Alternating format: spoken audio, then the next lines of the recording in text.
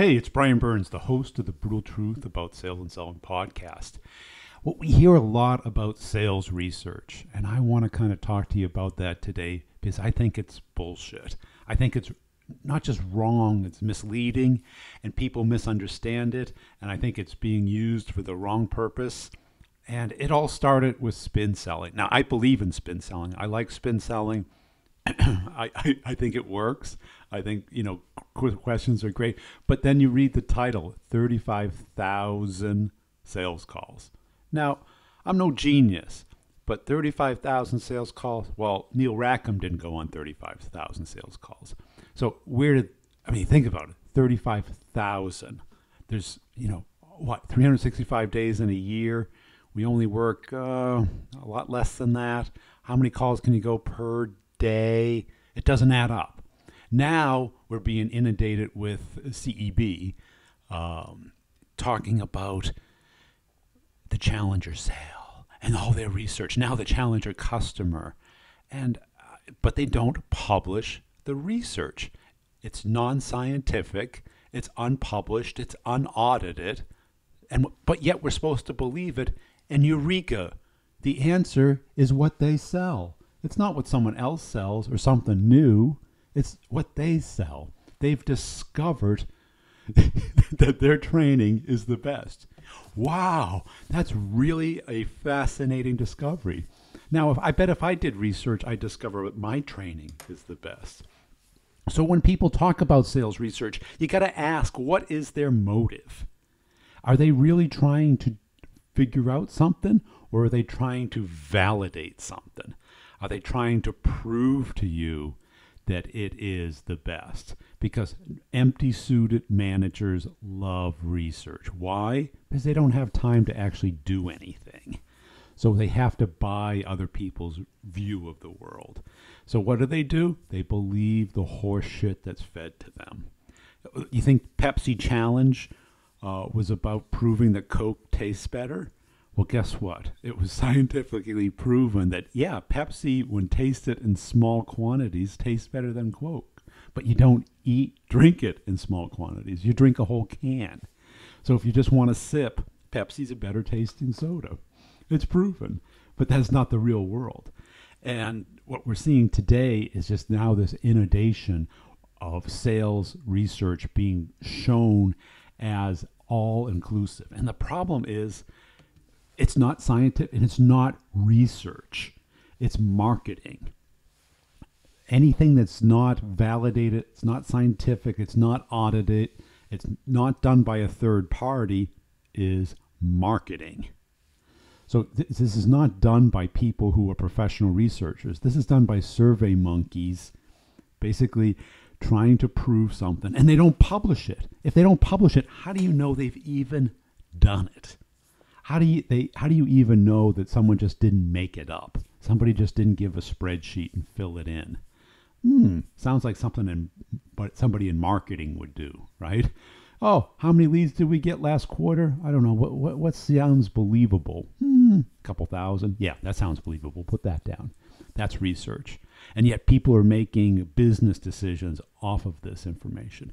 If it's not published, if it's not audited, and it's not vetted and tested by other people, it's marketing. It's not research. So we've got to understand it and validate it. It has to be audited. It has to be proven that it was done in a reasonable way.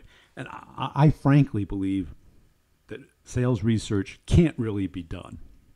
Meaning, yes, you can figure out through back testing what the best day of the week it is to call people. You can do that. But once you get into, what's the best way to present something, doesn't it depend on your product? Doesn't it depend on a lot of things? And it just becomes self-serving that people are using this research to validate what they think is the best. Now let's kind of dig into sales research. Now look at all these people. Do you think the same approach is going to work with all of these different diverse people? Think of your territory. Think of all the different people, different company sizes, different economic status, different economic situations. Some companies are growing, some companies are recovering, some companies are being bought, Some companies are being sold. All of this stuff is very context sensitive, meaning that it really depends. Now, if someone was selling to you, wouldn't it matter whether they came to you, like when you buy a car, or you go to them when you sell door to door? You get a very different response. It's context sensitive. And let's say during a recession, people buy differently than during a robust recovery. Now, exactly, people are going to buy in different situations. A husband and wife together buy differently than when they are separated. It's context sensitive. So how do you plug that into the research? How do you plug that into a Survey Monkey? And you're making business decisions off of this? You're really believing what these people are telling you? It's just too hard. And the opposite of sales research is anecdotal research, where you ask people about their personal experience, the war story approach. Now, again, this is context sensitive. What worked in one case doesn't work in another. It's a reference point. It's simply an example of what could happen. Because in sales, it's too complex to predict. You have to become part of the artisan. You can do research, you can understand, you can do back testing, but at the end of the day, you have to make a decision. And the other problem is that we get false positives. Now, if this guy was successful in sales, a researcher could say, well, gray-haired people are more successful than brown-haired people. You know what? That would be true. Not because gray hair is more sellable. It's because gray hair is highly correlated with age and experience. And I used to have this friend who used to wear his purple socks for closing. And it was superstition. We all know that. We all know it's superstition. But he did close more deals when he was wearing the purple socks because he wore them at the end of the quarter.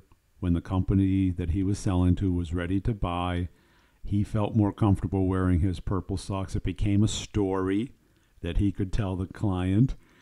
And all of a sudden, do you believe for 1 second that purple socks have a high correlation with closing? With him, it did. But how about if you go and buy a pair of purple socks? Will it help you close? Probably not. False positive. And this is the real problem with sales research, is they don't know the cause and the effect.